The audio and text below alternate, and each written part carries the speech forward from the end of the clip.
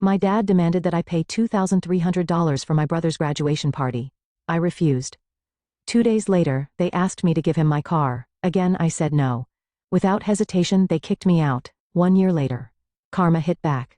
You won't believe it, but when I won first prize in the statewide math competition, my parents said just 2 words, "Good job." But when my younger brother Noah got an honorable mention in a local soccer tournament, they threw a barbecue party and invited nearly the whole neighborhood.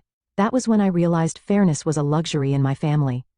Every effort I made was invisible in their eyes, while Noah only had to breathe correctly to be praised like a genius. At one point, I even wondered if I had been switched at birth, because I clearly didn't belong here. My name is Sophie. I'm 26 years old, born and raised in Minneapolis, Minnesota.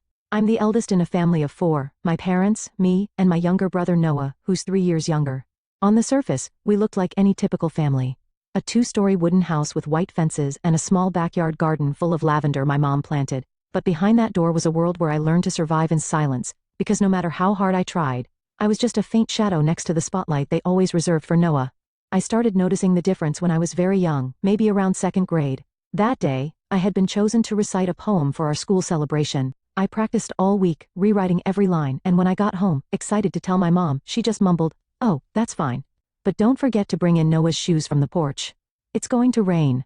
I stood frozen, still holding the paper that my teachers had praised as emotional and beyond her age. But all my mom cared about were Noah's dirty shoes. Noah was always different. Always special. The year he got into the school's soccer team? Just the junior varsity, not even varsity. My parents went around telling everyone like he had been drafted to the national team. They bought him a brand new pair of Adidas cleats, worth nearly $200, while I was still using a hand-me-down backpack from last year with frayed straps. I never had a proper birthday party.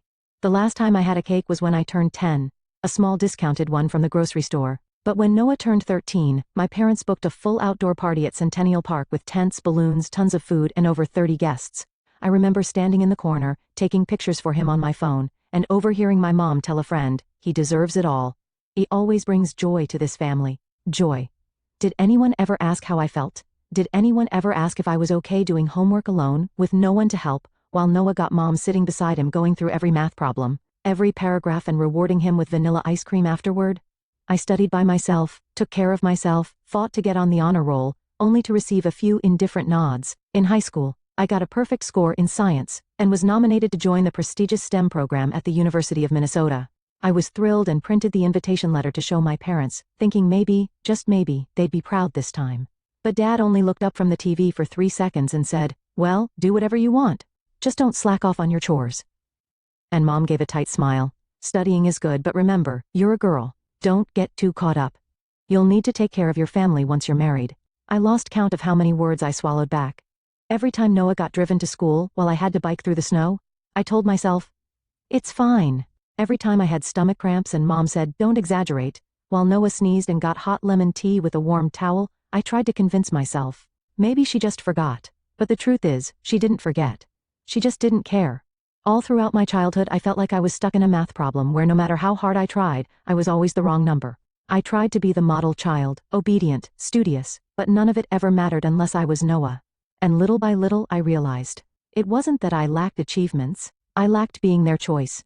They chose to cherish one of us, and I wasn't the one. I still remember that afternoon so clearly. A gloomy May afternoon, gray skies overhead. But my heart was bright with hope. I had just graduated, summa cum laude in economics from the University of Wisconsin-Madison. 4 years of school, 3 part-time jobs, 2 breakdowns when I almost lost my scholarship, and 1 single phone call from my mom the entire time. All of it led to that moment. I had imagined different scenarios. At the very least, a hug. A "Sophie, we're proud of you." I didn't need fireworks or gifts, just acknowledgement. But my parents showed up nearly an hour late, not because of traffic, but because they had stopped to buy a discounted bouquet of tulips at the supermarket near campus. The flowers were wilted, and that was all they brought for my graduation. "I thought yellow looked nice on you. Look, it even has a bow," my mom beamed, holding the bouquet like it was a treasure. I didn't know whether to laugh or cry. I looked down at my worn-out shoes, the dress I had borrowed from my roommate, and whispered, "Thanks, Mom." After the ceremony, I asked softly, "Should we go eat something to celebrate? I know a nice Italian place nearby." Dad looked up from his phone and asked, "Who's paying?" I stayed quiet. They didn't ask what I wanted. They didn't discuss it.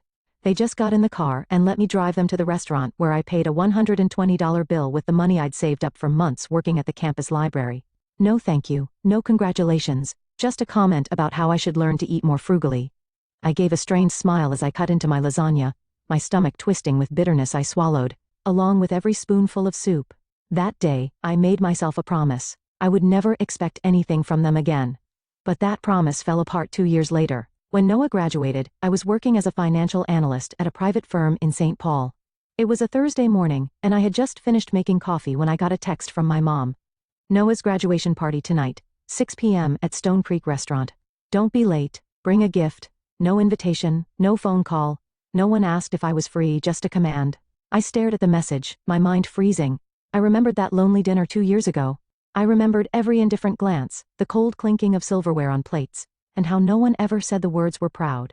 And now, once again, I was being summoned like some background extra at the Golden Boys celebration. I didn't reply to the text, but that evening, I still showed up because part of me was still a sister. I had ordered an iPad Pro priced over $1,300 and asked the store to gift wrap it and deliver it straight to the restaurant. When I walked into Stone Creek, a place I had never set foot in despite working just a few blocks away, I was stunned. Crystal chandeliers, long tables draped in crisp white linen, over 60 guests laughing and chatting, and a 3-tier cake covered in navy blue frosting. Noah's favorite color. I stood there like an uninvited guest, while Noah's friends and extended family I didn't even recognize were warmly welcomed. I asked a server, "Is there any seat available?" He checked the list, then shook his head. "Sorry, everything has been reserved."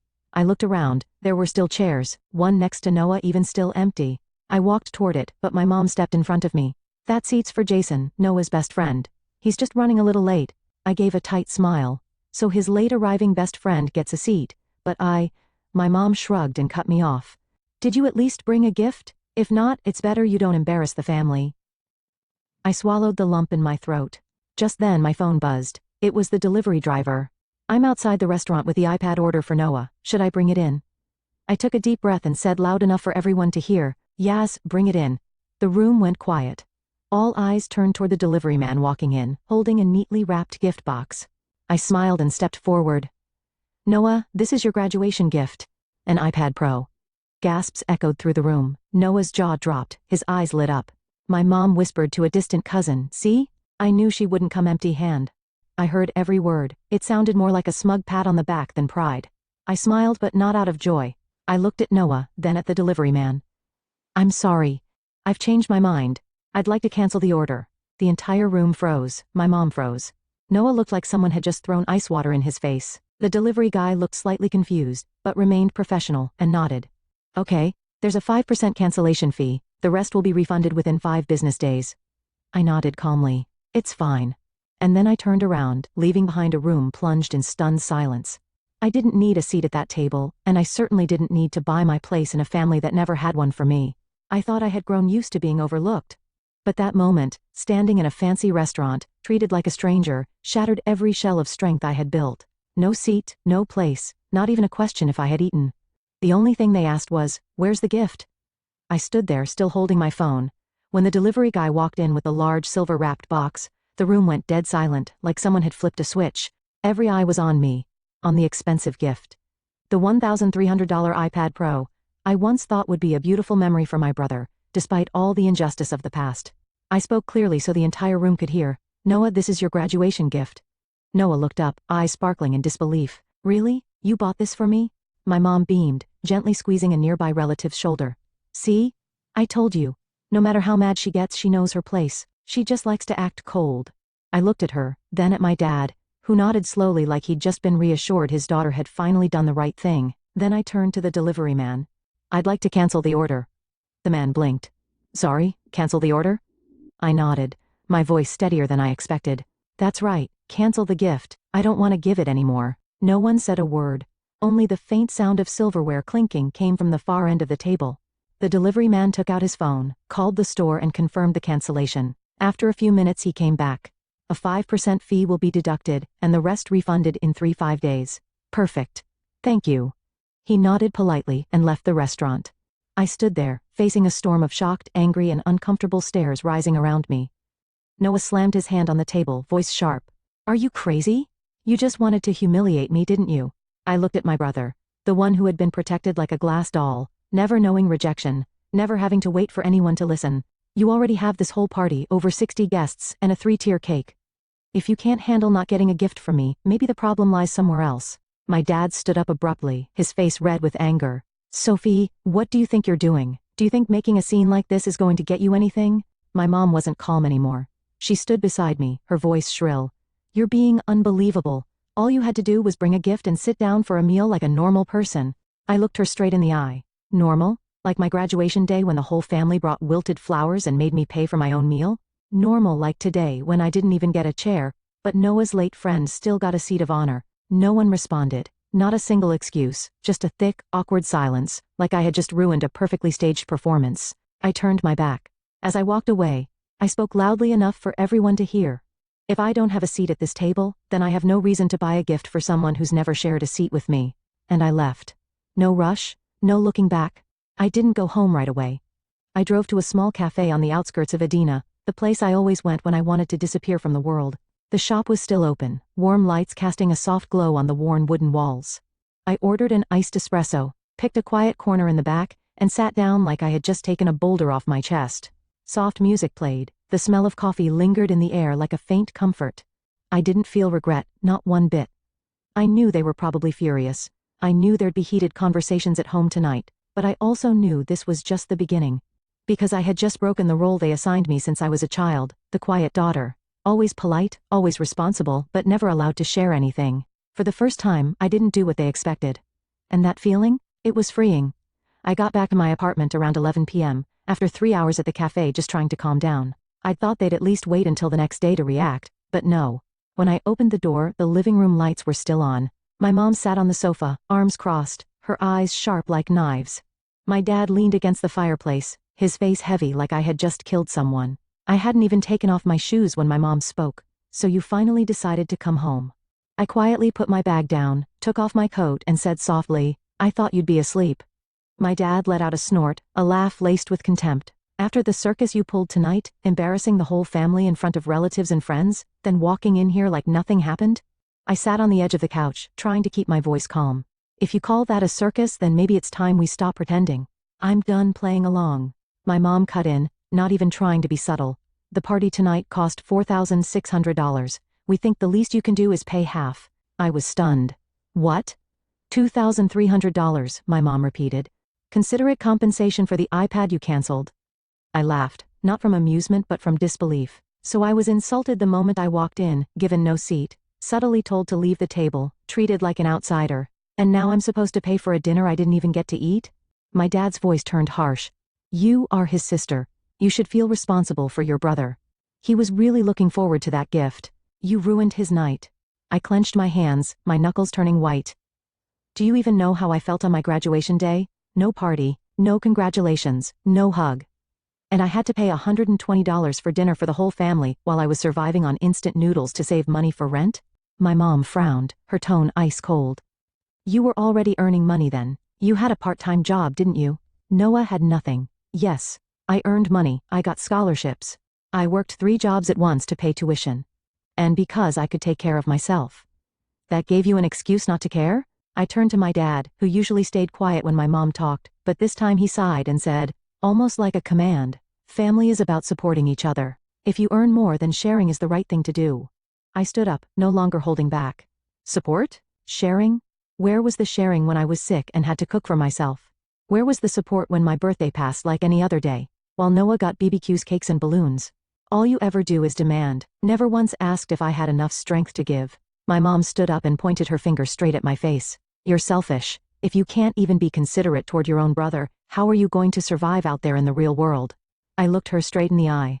For the first time in my life, I didn't look away. It's not that I won't give in. It's that I've been giving in my whole life. And today, for the first time, I stopped. And that's all it takes for you to call me selfish. The living room went silent. But it wasn't the silence of guilt. It was the silence before the next blow. My dad was the one to deliver it. If you're not willing to help, then stop freeloading in this house. I gave a cold smile. I pay $1,000 a month to live here in this old house with no central air, walls so thin I can hear the neighbors cough. And if you want me gone, I'll go. My mom blinked, slightly caught off guard. Sophie, don't overreact. Things can still be worked out if you just be a little more flexible. I shook my head. It's not about being stubborn, it's about finally saying enough. If every apology comes with a price tag, then that's not family. I pulled out my phone, opened my banking app and showed them the screen. I'm not paying the $2,300, not today, not ever. My dad slammed his hand on the table and shouted, "Then get out of my house." I didn't flinch. I wasn't angry. I just turned around and walked to my room. The only thing on my mind was this: they just made the decision for me. I was leaving. Not for revenge, but to finally live on my own terms. I started packing the next morning. No tears, no hesitation, just one item after another. Clothes, documents, the essentials, folded neatly into 2 suitcases. I didn't have much. Most of my life I'd learned how to live light, unburdened. Maybe because I never really felt like home was a place I was meant to stay. I had just zipped up the second suitcase when my mom knocked. She didn't wait for me to answer. She walked right in. "Sophie, your dad was a little harsh last night, but you're calm now, right?" I didn't look up. "Say what you came to say, I'm busy." She cleared her throat, then sat on the edge of the bed like she was preparing for a negotiation. "Your car, the black Honda, your dad and I were thinking, maybe you could let Noah borrow it for a while. He needs it for job interviews." I stood up straight, laughing like I couldn't believe what I just heard. "Borrow it? Just for a few months. He just graduated, he doesn't have an income yet. You're already working. You don't need it urgently." I crossed my arms. My voice wasn't loud, but it was firm as steel. I worked and saved for almost 8 months to buy that car on my own without borrowing a cent. If no one needs a car, he can buy it from me. I'm willing to sell at a fair price. My mom's eyes widened like I had just said something scandalous. "You're going to charge your own brother for a car?" "No. I'm going to charge someone for my car. And if you want to talk about family, fairness starts with not treating me like a walking at." I heard my dad's footsteps in the hallway. He stood at the door, eyes dark. "That's too much, Sophie." I turned to him, unflinching. "What's too much is you always using he has nothing as an excuse to make me give up everything. I've stayed silent for long enough." He took a step forward, pointed his finger at me. "If you feel like no one respects you in this house, then get out." I stood still for a few seconds. No reaction. No anger, just a slow nod. "All right, I'll go. And this time, I'm not coming back." I picked up my 2 suitcases and walked down the stairs. My dad said nothing more. My mom called out behind me, "You can't live alone forever. When you need help, don't expect anyone to be there." I stopped at the bottom step, never turning around. If the price of being helped is having to give up my self-respect, then I'd rather face the world alone. I opened the door and rolled my suitcase out. No one saw me off. No words of good luck, just the sound of the door slamming shut behind me. Like a final punctuation mark on 26 years of living in a family I never truly felt I belonged to. I temporarily rented a small room at a roadside motel in Bloomington. $580 a month. Not comfortable, not pretty, but at least it was mine. A place where I could sleep without worrying someone would knock to demand money, or demand the car I bought with my own hard-earned savings. I started planning to change jobs. My old office was too far away, and I knew I needed a clean break. No shared addresses, no where they could drop by unannounced. Just a few days after I left, Noah called. I let the phone ring 5 times before picking up. "What you did was too much. Mom and Dad are really mad." "Oh?" I leaned back against the wall, my voice light as a breeze. "They're mad because they couldn't get the car. Right?" Noah was quiet for a moment, then lowered his voice. "You know I needed to go to job interviews. Why do you have to make everything a big deal?" I closed my eyes, letting out a soft laugh. "Noah, you had an entire graduation party that costs nearly $5,000. You've been pampered your whole life, forgiven for bad grades, praised just for trying. This car is the one thing I get to keep for myself, and you know what? I'm keeping it no matter what." Noah said nothing, not a word. I hung up. I knew that call would reach my mom within the hour, and I also knew the real battle had just begun. I woke up the next morning in a cheap hotel room, thin curtains failing to block the sunlight slipping through every crack in the window. No more stomping footsteps on the old wooden floor. No more mom shouting from the kitchen. No more tightness in my chest every time I walked down the stairs. Just silence, cold. And strangely, I felt at peace. The motel I stayed in was in the South Loop area, near the I-35W freeway, a rundown, damp place, but I didn't have many options. $70 a night, a small room, stained walls, a bathroom with a rusty faucet. But at least here I knew for sure no one had a spare key to come in without knocking. I spent the first 2 days just sleeping, eating cup noodles and staying silent. No social media, no messages. I turned off my phone every night like I was trying to erase the outside world. I needed to disconnect before I could start rooting myself somewhere new. On the 3rd day, I started looking for an apartment. I didn't need anything fancy, just a small kitchen, decent heating, and a quiet enough space where I could breathe without feeling smothered. After 12 phone calls and 5 viewings, I found a 1-bedroom apartment in West St. Paul, $500 a month, utilities included. The apartment was on the second floor of a 3-story old building. No elevator. The hardwood floors were slightly warped, the white paint on the walls had turned cream with age, but the window overlooked a sunlit empty lawn. I stood in the middle of the empty room, afternoon light streaming through the glass, casting long shadows on the floor, and for the first time in my life, I whispered to myself, "This is my home." I moved in the very next day. No furniture, no decorations, just 2 suitcases, an air mattress I rushed to buy at Target, and a plastic folding table. I didn't need more. Every item I brought in had one purpose only. I chose it for me. Not to please anyone, not because someone told me to. It took me almost a week to clean, retape peeling wall edges, replace the curtains, and buy a small bookshelf. I planted a pot of lavender on the windowsill. The scent reminded me of the old backyard, but no longer tied to bitter memories. I started learning how to live alone from scratch. Setting my own alarm clock, making breakfast by myself, fried eggs and toast, choosing whether or not I wanted to talk to anyone that day. I rescheduled my remote work with the company, paused side projects, and only took on tasks enough to cover my living expenses. No more pushing myself to earn as much as possible. No more calculating the part to send back home. Now every dollar I earned was mine. I was no longer someone else's money machine. At night, I read books. The ones I used to hesitate to buy, fearing they'd be called a waste of money. I watched movies on my laptop, wrapped in a blanket on the living room floor, laughing out loud without anyone scolding me for being too noisy for a girl. I wrote in my journal, wrote letters to my 10-year-old self, to tell that little girl we made it out. And I began learning to forgive, not because they deserved it, but because I didn't want to carry that anger into this new space. Every time I went grocery shopping alone, I no longer heard, "Why didn't you get some for Noah too?" Every time I turned off my phone at 10 p.m., I wasn't woken up by mom shouting, "Sophie, remember to take your brother to school tomorrow." I had broken the endless cycle. An exhausting loop of unrecognized sacrifices. 6 weeks after I left home, I received an email from Noah. No greeting, no apology, just one single line. "How are you doing? I need to borrow some money." I didn't reply. I wasn't angry, I just clicked archive and shut my laptop. I looked out the window. The lavender pot was in full bloom, glowing purple in the golden light of late afternoon. No one standing behind me. No voice pushing me to live by their expectations. I took a deep breath. For the first time in 26 years, freedom wasn't just a concept. It smelled like sunshine, tasted like morning coffee, and sounded like soft jazz, echoing through my little apartment. I wasn't surprised when they came back. I was just surprised it took them 3 months to reach out. It was a Saturday afternoon.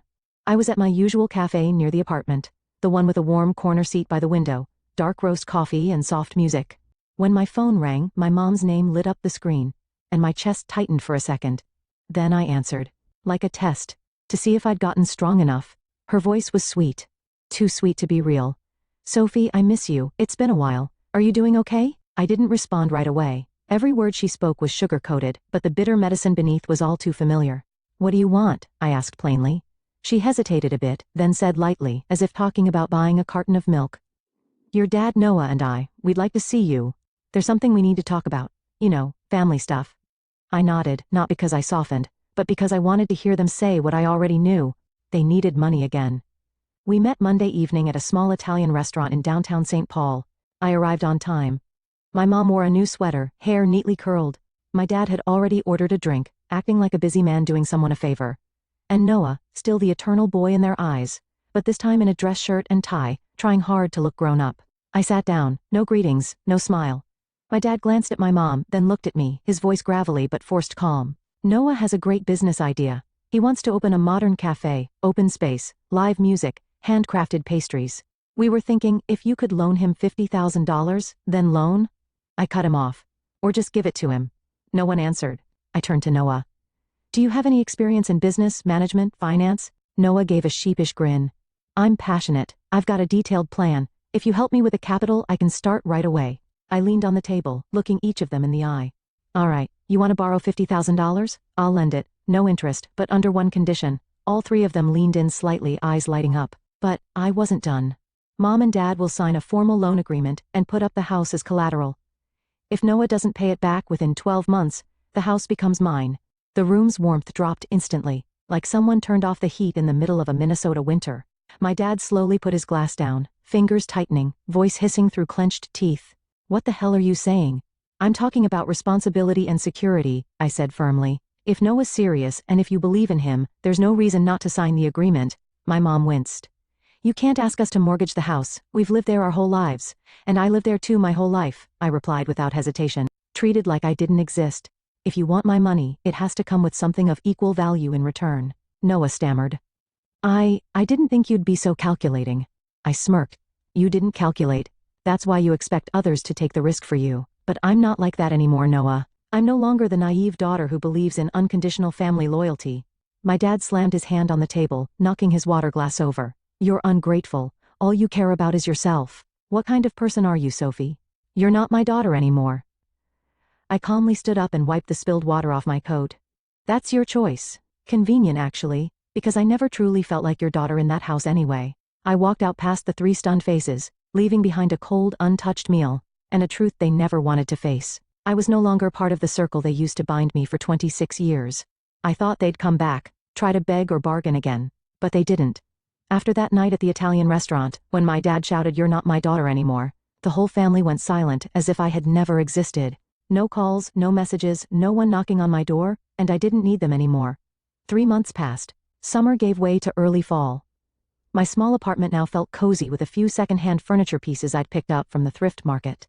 A walnut bookshelf, a small dining table for 2, and a moss-green armchair that I cherished more than any gift my mother had ever given me. I lived peacefully in my own little world, no demands, no intrusions. Each morning I woke up early, jogged around Harriet Park, brewed coffee, listened to podcasts and worked remotely. I had never felt life this light before until one Saturday afternoon when I was picking tomatoes at the farmer's market and ran into Emily, my paternal cousin. We were never close, but we kept polite contact, Christmas cards, birthday wishes on social media. When she saw me, she froze, sighing like she had just seen a ghost. "Sophie, you haven't heard?" I looked up, slightly frowning. "Heard what?" Emily glanced around nervously, as if afraid someone might overhear, then whispered, "About Noah and your parents." I didn't respond, but my gaze made it clear I expected a full explanation. She exhaled, her tone dropping. Noah's cafe shut down. It only lasted not even 3 months.